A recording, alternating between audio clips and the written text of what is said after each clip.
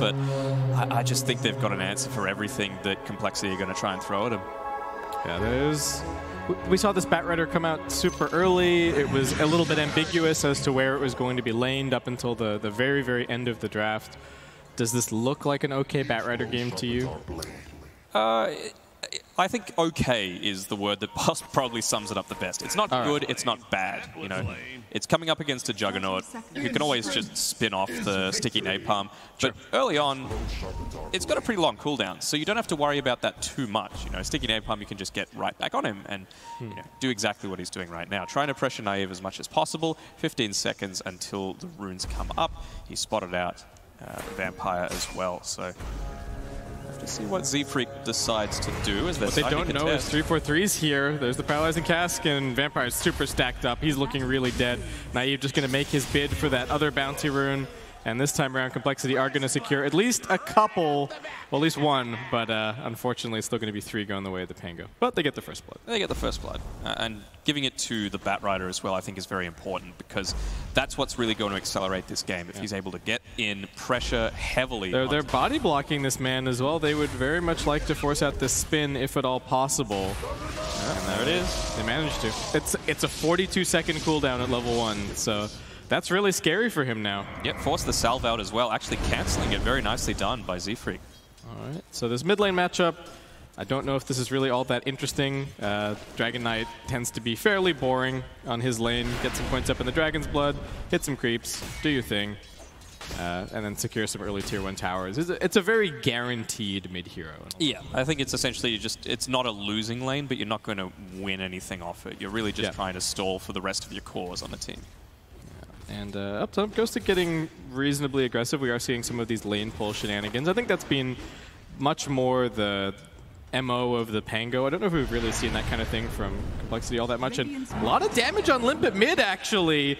Iceberg, can he finish off this kill? Limp, one more auto attack does it. That is a straight up solo kill. Well, didn't think anything interesting was going to be happening. They do get the knockback here onto Vampire at bottom. Nice flame break, and that is going to be yet another kill. It looks like one more touch from Z-Freak. Finishes it off, but that is a really rough start for the mid lane, dying like that. Yeah, that was the bad touch happening in the bot lane there, but mid going a bit more the way of Iceberg, looking very impressive so far this series. He's getting a super fast bottle delivered here. 343 just trying to pressure the CS underneath the tower a little bit, but not being too successful. Legion not having too bad of a time either, already up to 7 last hits, denying a little bit away from the Terrorblade, and I think he'd be very happy with this. Yep, and they've actually got the root from Slayer, a little bit unexpected. The Skeleton's also charging in here, doing his best Wraith King impression. Yeah. But just forcing 343 all the way underneath the tower. I don't think he dies, but unfortunately not a whole lot that the Terrorblade can do. We saw this in the first game as well. They were going on Z-Freak on the Shadow Shaman, and the Terrorblade just kind of had to sit there and watch. Yep, but remember how that game ended as well. That's it was true. Complexity being able to bring it around their way, and a lot of that was on the back of Miracle having an insane time with the last hits. So we'll have to see if it is the same this time around. Ghostic having picked up his boots of speed, so he's going to be constantly harassing both Miracle as well as 343. Do you have the same read as the panel on this one? Is it the Pango that's a little bit more on the clock for you?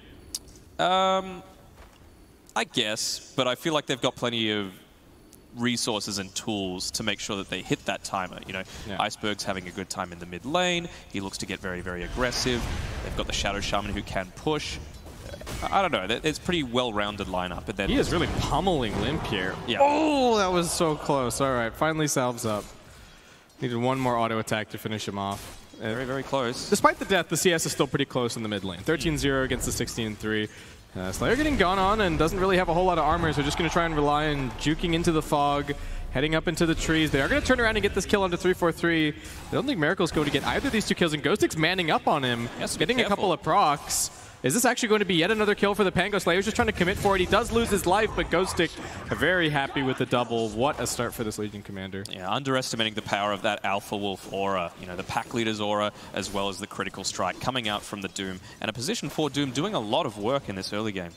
I guess that's the other thing to factor in for the late game here, right? Is that if this goes long enough, the Doom is effectively going to become a core. Yeah, it becomes a factor. He always is when he's got the Doom itself, but you know, just being able to get those couple of key items, you know, the Blink Dagger, for example, maybe I think Ashivas is probably a little very cheeky play from 343. Nicely done.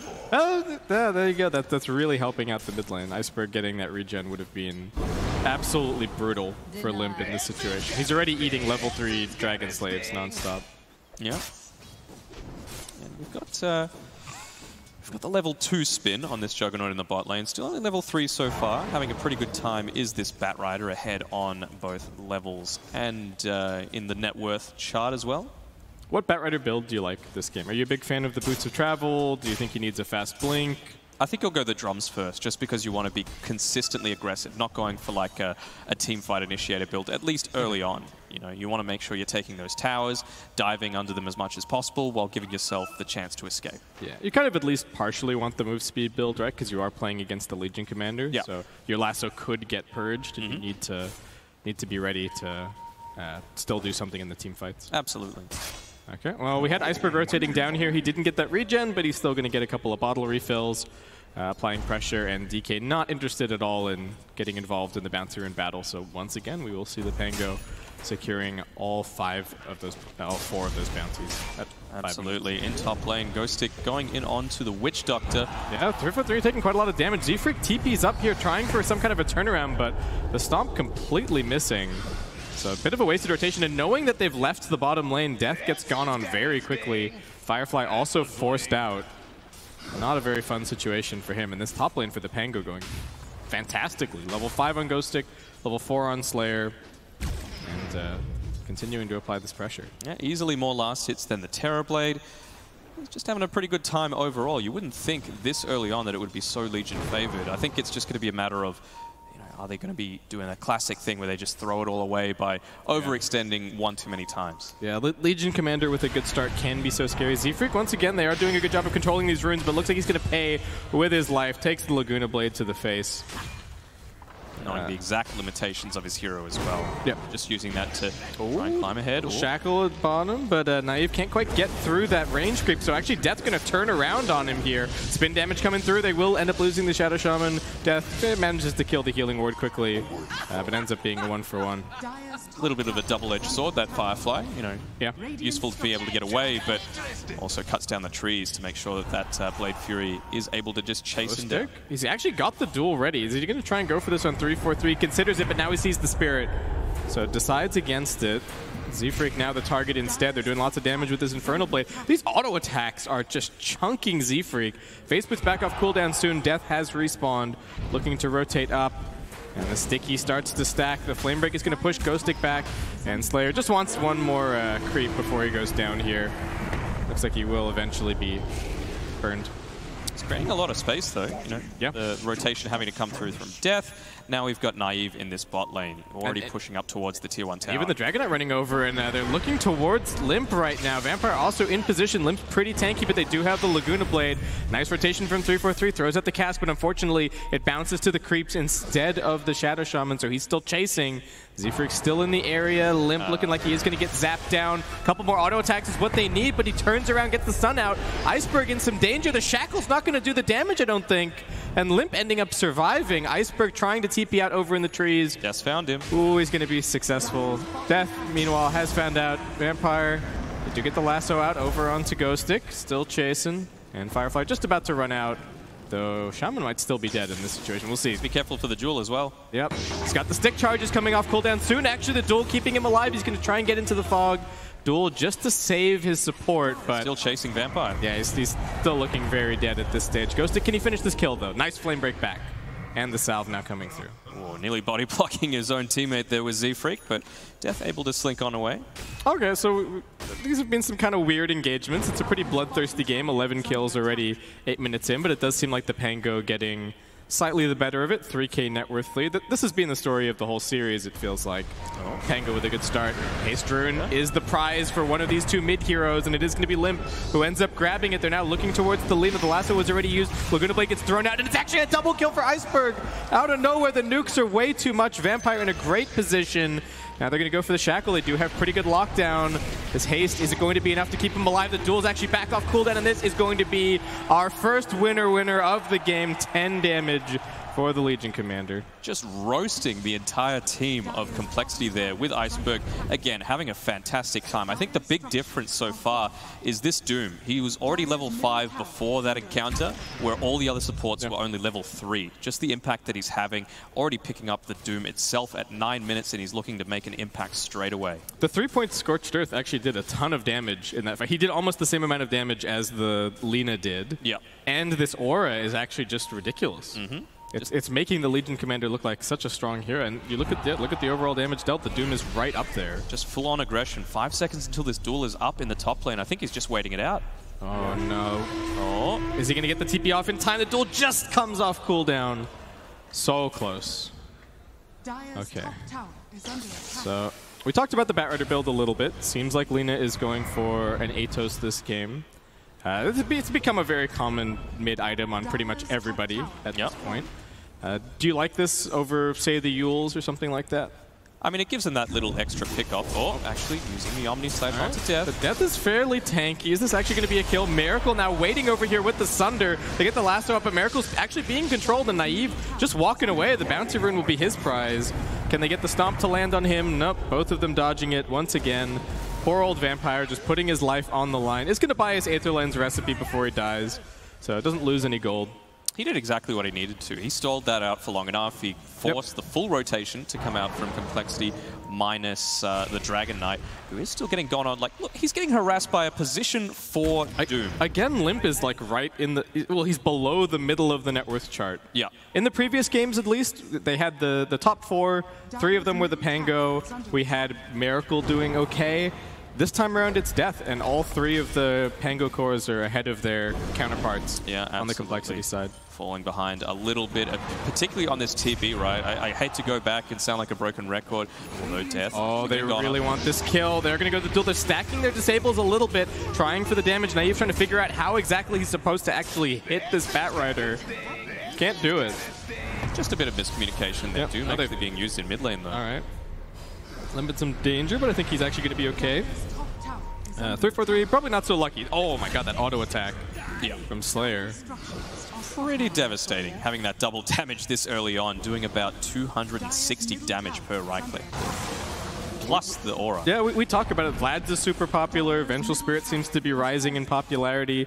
And Doom is another one of these heroes that can... Well, he can carry auras that like nobody else can.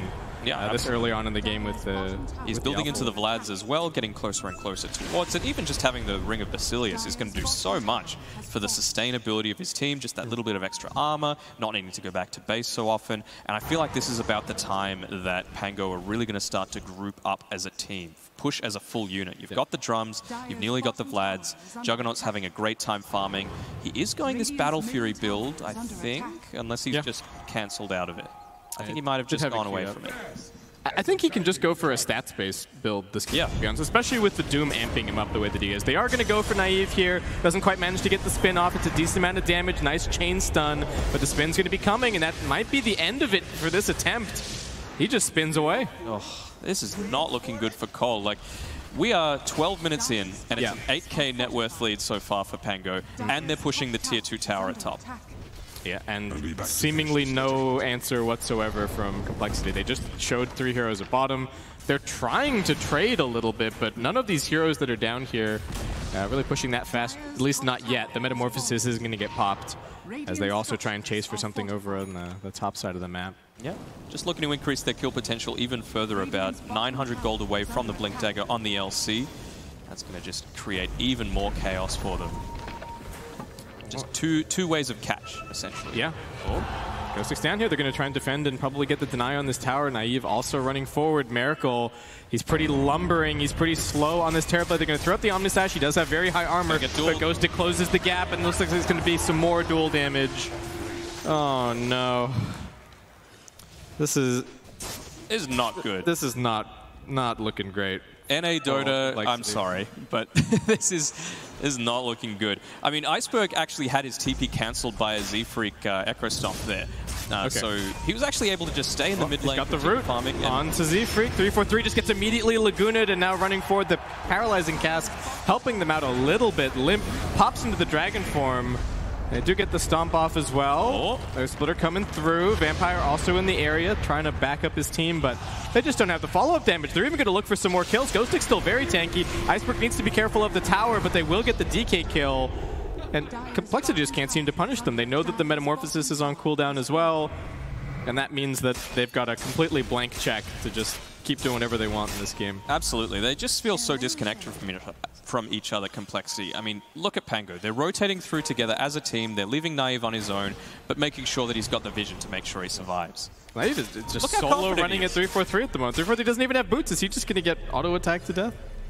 Not quite. TPs get forced. Nice, easy play. Keep using the Serpent Wards. Yep. Dota doesn't have to be that difficult, right? Like, it's a difficult game, but just do the basics right, and you're going to win a lot of the time. Ghostic getting very, very close to picking up his Blink Dagger now, about 200 gold or so away. So just furthering that pick-off potential. Bounty Rune's coming up as well. Just press your spells at the right time. Yep. And, easy game, easy life. Yep. You know? Exactly. Is there comeback potential for coL here? In the first game, we had this Ember picked intentionally into a bad matchup, but it was a good hero for the overall game. How do you think the Dragon Knight, can he get back into this game, do you think? I mean, what's he itemizing? He's got nothing. He's going for a blink. But what does that do? You know? Yeah, it's getting gone on right now. Vampire's coming in, looking for a little bit more lockdown. Limp needs to juke heavily to get out of this, and he's already been hexed up. Stun connecting, Ghostic coming over. They want a little bit of extra dual damage, and they will get just that. With the Blink Dagger, you know, queue up from the Dragon Knight, I don't think he's honestly had trouble stunning heroes, right? Or getting in and trying picking people off. They're on the back foot, so I think he needs to try and accelerate his farm right now. It's a 14k net worth lead at less than 16 minutes. He's bottom 3 net worth. Yep. This entire game has just been all Pango, all the time. They've gotten a few little kills in towers. Well, not even any towers. It's just kills smattered in there. Yep.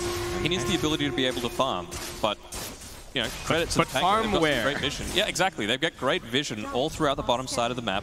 That's where they want to make sure the enemy team isn't. They've got a good confidence with Vampire sitting there to break any sort of smokes that might be coming through while they just take the Rosh. You know, yes, they're going to scout it out with this Elder Titan Spirit, but I don't think it'll be enough for them to be able to turn it around. And that's the first Roshan going the way of the Pango.